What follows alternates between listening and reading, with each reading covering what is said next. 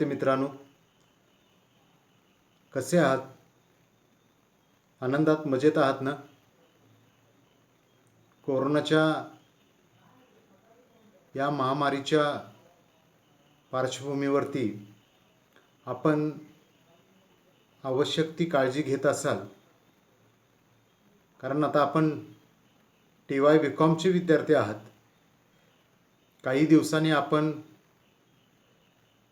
BCom ही पदवी घेऊन बाहेर पडणार आहात.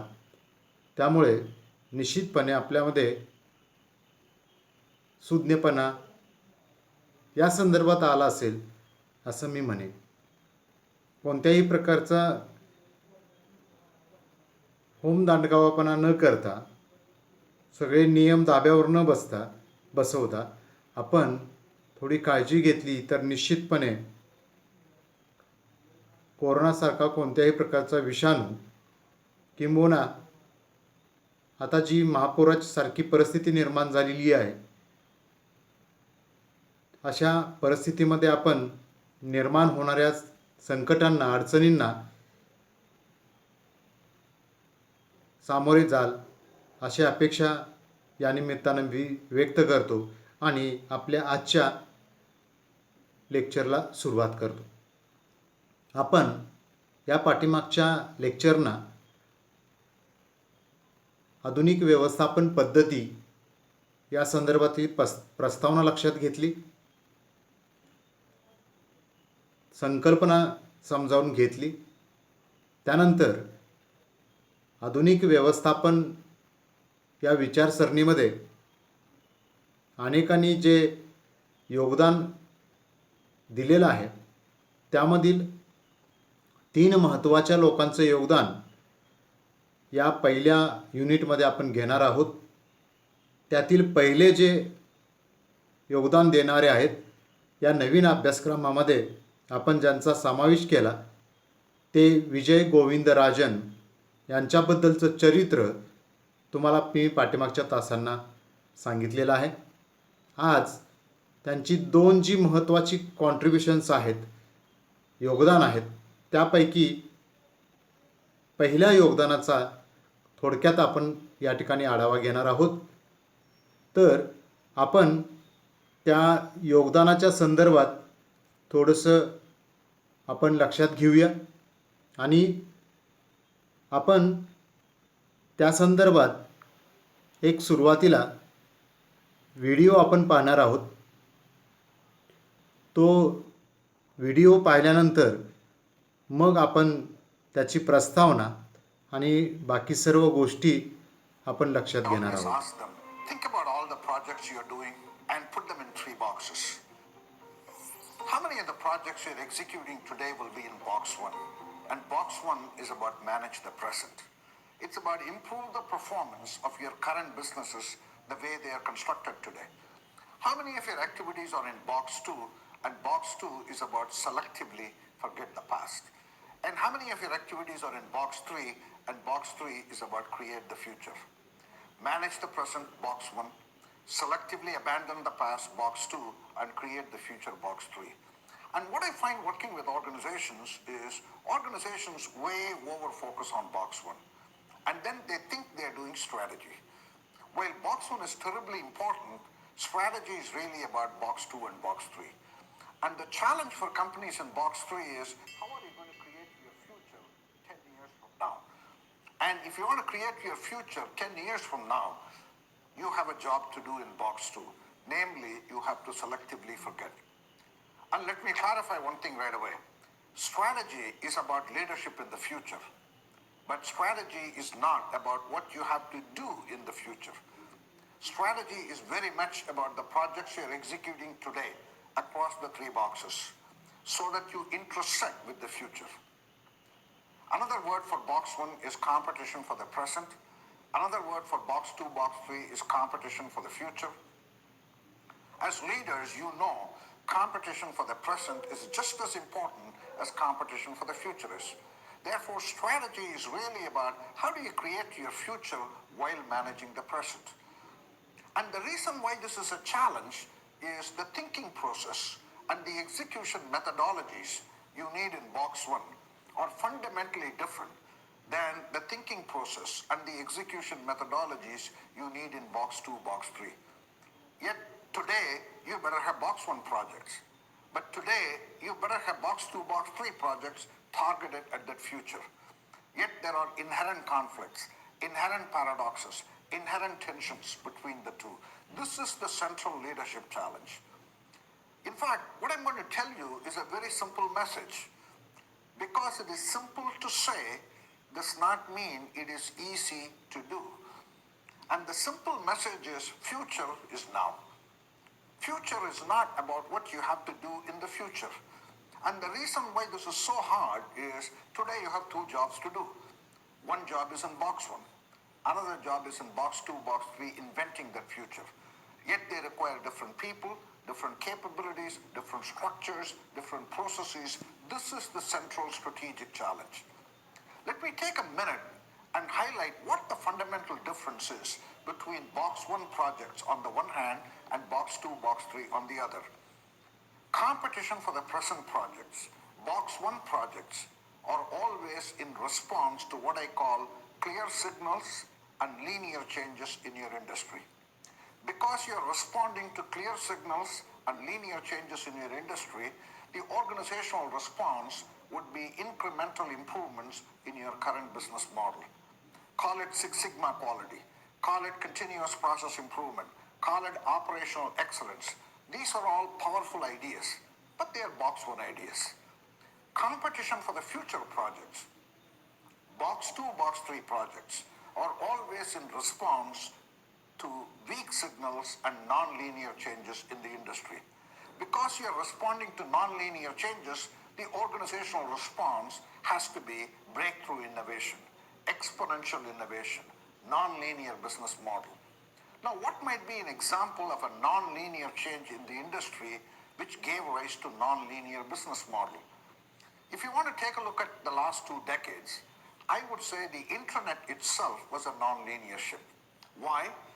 Because non-linear changes will drive non-linear business models. Concepts like eBay, Amazon.com, Google, Airbnb, Uber would not be possible without a discontinuous shift called the internet. Now, what might be some of the non-linear changes that may impact your industry, say in the future, which can give rise to box 2, box 3 ideas? Certainly, technology will transform every industry, for sure. But technology is not the only source of non-linear shifts. There could be huge customer discontinuities. Customers of the future could be fundamentally different than the customers of the present. If they are fundamentally different, they will demand box 3 innovation. There could be non-traditional competitors who could come into your space and force you to remake yourself.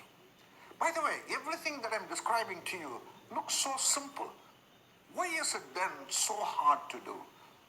One way I can explain why box 2, box 3 is so hard to do is by taking a metaphor from sports. What I have here is the gold medal winners in high jump in Olympics. Olympics, I suppose, started in 1896. So we have got about 100 plus years of data here.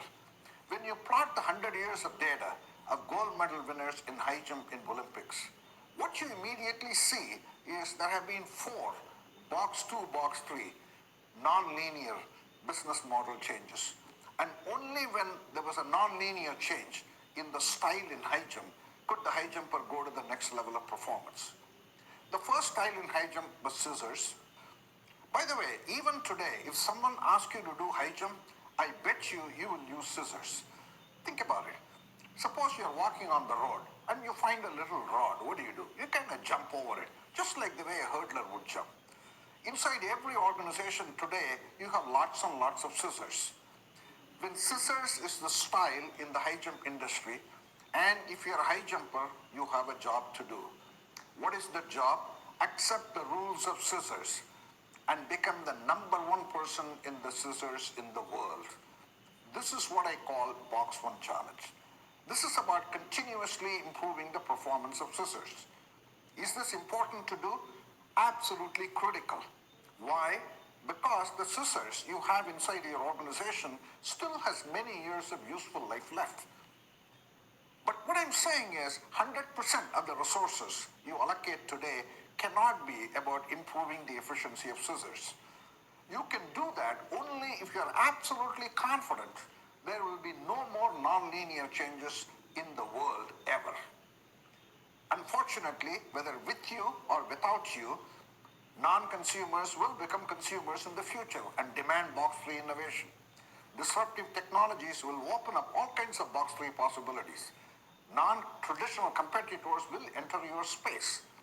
That is why, in addition to allocating resources to strengthen your current scissors, you must allocate resources also for box 2, box 3 breakthrough innovation experiments, which will transform the scissors. By the way, if in the high jump industry we have never done any breakthrough innovations, high jumpers cannot achieve the performance they are achieving today. In 1896, when scissors was invented in the high jump industry, the very first high jumper did 4 feet 2 inches. Suppose in the last 100 years we didn't do any breakthrough innovation, all that we did was to simply continuously improve the performance of scissors. High jumpers cannot achieve the performance they are achieving today. Today, they easily go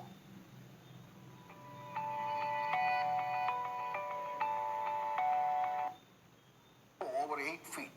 That is impossible with scissors. Why? You see, scissors is a hurdling motion. If you use a hurdling motion, the center of gravity will define how high you can lift your body. That is why if you want to beat the center of gravity, you have to change the business model. That's what somebody did and came up with the Western roll. If you don't understand the picture, what happens in the Western roll is you run up to the pole, you kick off of your right foot, you clear the bar, but unlike scissors, you still land on your right foot. So you're going to kick off of your right foot and still land on your right foot. That means your back is to the pole when you clear the pole. That was in vogue for about 25 years until someone invented the Eastern roll, which came to be called the straddle. Again, as the picture shows, what happens in the straddle is you run up to the pole, you kick off of your right foot, you clear the bar, but unlike Western roll, you land on your left foot. So if you're going to kick off of your right foot but land on your left foot, that means your belly is to the pole when you clear the pole. That was in vogue for about 25 years until someone invented the Fosberry Flop. To no one's surprise, it was invented by Dick Fosberry. Again, as the picture shows, what happens in the flop is you run up to the pole, then you launch with 2 feet straight up in the air, and once you launch to yourself like that, then you twist your body 180 degrees, just like the way a gymnast might twist his body. The twisting motion was a box 2, box 3 breakthrough idea. The twisting motion allowed Dick Fosberry to break out of the center of gravity and elevate quite a bit high. Again, imagine what happens in the flop. You're running up to the pole, you're launching straight up, then you are twisting your body. That means you are still straight up. Therefore, as the picture shows, the very first thing that crosses the bar is your head. If you stop to think about it, Fosberry Flop is the most illogical way to do high jump. Why? For one thing, you're not even looking at the bar. You're looking away from the bar. For another, head clears the bar first. For 100 years in the high jump industry, we were told leg must clear the bar first because leg lands first. Whereas in the flop, actually head clears the bar first. Then it is your neck. Then it is your back. In fact, the leg clears the bar the last. You literally land on your head, so to speak. This is the central leadership challenge. Today, you must allocate enough resources to make your current scissors perform even better. But today, you must also allocate enough resources to do some box 2, box 3 experiments so that you can transform the scissors into a Fosberry Flop. What have I said so far? What I'm saying is go back to your organizations and take a look at how many projects you're executing today which will be in box 1. And box 1 is about closing performance gap. And how do you close performance gap? Through what I call linear innovation. You can call it Six Sigma, total quality management, operational excellence. These are all powerful ideas, but they are box 1 ideas. At the same time, ask yourself the question, how many projects you have which will be in box 2, box 3? And box 2, box 3 is about closing possibility gap. You cannot close the possibility gap by using the same principles that you used to close the performance gap. The way to close possibility gap is through what I call nonlinear innovation. Perhaps this is what I'm trying to tell you. For your organization to be a leader in the future, your possibility gap is a lot bigger than your performance gap. If you really believe that, then ask yourself the question, how many projects am I executing today which will address that possibility gap? In the 3-box solution book, we go into depth as to how can companies successfully create the future while managing the present. How can they close the possibility gap when they are managing the performance gap? I will distill 3 important principles. Number 1, as a CEO and the leadership team, you must ask your business units and the departments and the functions to give plans separately for box 1 and box 2, box 3. The initiative should be identified as a box 2, box 3 initiative or a box 1 initiative. That's number 1. Number 2, you must allocate resources separately for box 2, box 3 as compared to box 1. Not only you should allocate resources, but you should ring fence them.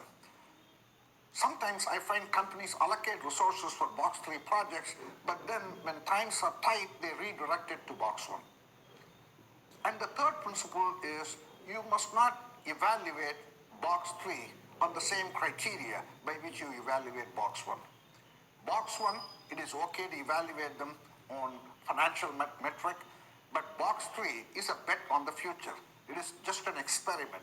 Therefore, the right way to evaluate box 3 is not accountability for results, but accountability for learning. And accountability for learning essentially means is, can the box 3 be set up as an experiment, testing hypothesis, trying to convert hypothesis into knowledge, trying to convert assumptions into knowledge, try to evaluate them on a rigorous assumption testing methodology. The 3-box solution book goes into great depth on these 3 important principles. But the book essentially highlights 3 very important points that I want you to take away. 1, why is the 3-box balance so important? 2, why is the 3-box balance so hard? And 3, how do you do it? All the best in reviewing the whole book.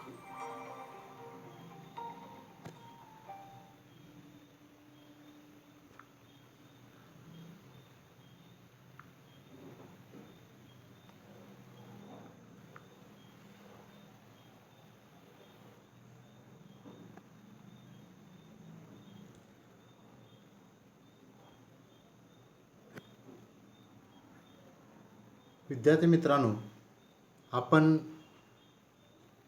ज्यांनी 3-बॉक्स solution ही संकल्पना मांडली त्यांच्याकडूनच आपण ही संकल्पना समजावून घेण्याचा प्रयत्न करीत आहोत. मला कल्पना आहे त्यांनी हे सर्व इंग्रजीमध्ये मांडलेलं आहे, परंतु आपण एक असं समजू की त्यातला काही भाग आपल्या लक्षात आला. त्यांनी एक अतिशय उत्तम उदाहरण तुमच्यासमोर मांडलं की उंच उडीच्या बाबतीमध्ये जे काही आता बदल झालेले आहेत वेगवेगळ्या ऑलिम्पिक्समध्ये, पहिल्यांदा आपण सहज समोरून एक पहिल्यांदा पाऊल पुढे टाकून फक्त त्या बारवरून पलीकडे उडी मारत होतो आणि त्यानंतर मग कसा बदल होत गेला आणि आता अगोदर त्या बारवरती आपलं हेड म्हणजे डोकं आणि शेवटी पाय, म्हणजे पूर्वी पहिल्या ऑलिम्पिकला पहिल्यांदा पाय पुढे जायचा पहिला आणि परत बॉडी आणि पाठीमागचा पाय. आता अगोदर सगळा पाय घातला जातो, नंतर हेड येतं. म्हणजे टप्प्याटप्प्याने जर कसे बदल झाले तशा पद्धतीनं आपल्या व्यवसायामध्ये बदल अपेक्षित आहेत आणि ह्याच्यामध्ये 3ही काळ लक्षात घेतलेले आहेत. आणि ते त्यांनी या ठिकाणी मांडण्याचा प्रयत्न केलेला आहे. आपल्यासमोर जे आता स्लाईड आहे त्याच्यावरती सुद्धा इंग्रजीमध्ये काही वाक्य आहेत. मॅनेज द प्रेझेंट, प्रेझेंट म्हणजे वर्तमान.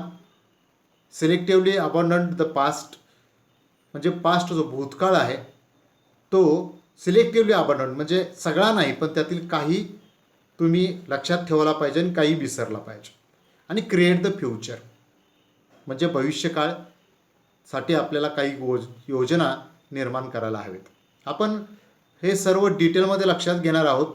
तर ही आयडिया जी आहे, ही आयडिया डॉक्टर विजय गोविंदराजन यांना कशी सुचली त्याबद्दल थोडंसं आपण या ठिकाणी लक्षात घेऊया. ते ज्या वेळेला काम करत होते त्यावेळेला त्यांना असं लक्षात आलं की सल्ला देणं हे अतिरिक्त पैसा मिळवण्याचा एक चांगला मार्ग आहे. त्यामुळं त्यांनी कन्सल्टन्सीचा व्यवसाय या ठिकाणी सुरू केलेला आपल्याला दिसतोय. आणि एकदा एका ठिकाणी निवांतशनी बसलेले असताना सहज एका लिफाफ्यावरती त्यांनी 3 बॉक्स रेखाटले आणि त्या 3 बॉक्सवरती प्रत्येक बॉक्सवरती एका बॉक्सवरती भूतकाळ लिहिला, वर्तमान काळ लिहिला, भविष्यकाळ लिहिला आणि त्याच्यावरूनच त्यांना ही जी 3 बॉक्स कन्सेप्ट आहे ही सुचलेली आहे. परंतु त्याच्यामध्ये अजूनही काही महत्त्वाचा भाग आहे. आणि हे जे काही ज्या ठिकाणी बसून ते सगळं त्यांनी जे केलं ते त्यांच्या सल्लामसलतीचं केंद्र त्या ठिकाणी बनलं. आणि याच्यामध्ये 2 व्यक्ती महत्त्वाच्या ठरल्यात. ते स्वतः एक आणि गुडरिच नावाचे एक व्यक्ती. आणि या सर्व संकल्पनेवर आधारित त्यांनी 3 box solution a strategy for leading innovation असं एक पुस्तक लिहिलं. त्यामध्ये ही 3 बॉक्स सोल्युशन ही संकल्पना म्हणलेली आहे.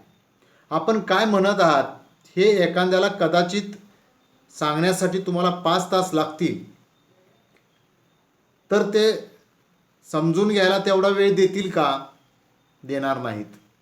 परंतु तुम्ही जेव्हा अशी चौकट तयार कराल आणि त्यांना समजावून सांगायचा प्रयत्न कराल त्यावेळेला ते 5 तास समजावून सांगण्याचं आहे ते फक्त काही मिनिटामध्ये तुम्हाला समजावून सांगता येईल असं हे विजय गोविंदराजन म्हणतात. बॉक्स 1 प्रकल्प आहे की बॉक्स 2 प्रकल्प आहे हे त्या ठिकाणी सांगता येईल. आता हे तुम्हाला आता लगेच लक्षात येणार नाही, आपण टप्प्याटप्प्याने हे बघत जाणार आहोत. त्याचवेळी ते सुधारणा करण्यास सुरू करू शकतात. म्हणजे नेमकं काय करायचं हे माहिती असेल तर ते कसं करायचं हे आपल्या लक्षात येतं आणि त्या पद्धतीनं मग आपण ते करायला सुरू करतो आणि त्याची अंमलबजावणी सुरू होते. आणि त्यासाठी मग कंपनीमध्ये संदेशवहनाचं जी साधनं आहेत, नेटवर्क आहे, हे प्रभावी असायला हवं. आता ही जी 3 बॉक्स संकल्पना आहे ही त्यांना कशी सुचली, त्यांनी त्या लिफाफ्यावरती मांडलेली आहेत. परंतु त्यांचा अभ्यास पहा, ते मूळ भारतीय आहेत आणि भारतीय असल्याकारणानं आणि प्राथमिक शिक्षण, माध्यमिक शिक्षण, अगदी त्यांचं ग्रॅज्युएशनचं पर्यंतचं शिक्षण हे भारतात झालेलं असल्यामुळं त्यांनी भारताचा इतिहास, भारतीय संस्कृती या सगळ्या गोष्टींचा अभ्यास केलेला आहे. धर्मशास्त्रांचा अभ्यास केला आहे. मग हिंदू ब्रह्मांडशास्त्रामधून त्यांना ही संकल्पना सुचली. 3 बॉक्स. आपल्या हिंदू ब्रह्मांडशास्त्रामध्ये सुद्धा 3 देवता आहेत. त्याच्यामध्ये पहिली देवता आहे ती ब्रह्मा, की जी या सगळ्या विश्वाची निर्माता समजली जाते. दुसरी आहे ती विष्णू, या संपूर्ण आपल्या ब्रह्मांडांची ती रक्षणकर्ता समजली जाते. आणि तिसरं आपल्याला माहिती आहे ते शिव, की जे वाईट आहे, मोठमोठी संकट जे आहेत त्याचं नाश करण्याचं काम हे शिव आपण करताना पाहतो. यातील तिन्ही ज्या देवता आहेत, निर्माता, रक्षणकर्ता आणि नाशकर्ता. नाशकर्ता म्हणजे वाईट गोष्टींचा नाश. या तिन्ही देवतामधली एक देवता महत्त्वाची असं म्हणून चालणार नाही. जसं आपल्या शरीरामध्ये आपल्याला एक डोळा नसला, तोंड नसलं, हात नसला, पाय नसला तरी चालेल का? नाही चालणार. आपण असा एखादा अवयव नसेल तर त्याला आपण हँडिकॅप म्हणतो. आता हल्ली अपंग म्हणत नाही, आपण त्याला दिव्यांग शब्द वापरतो.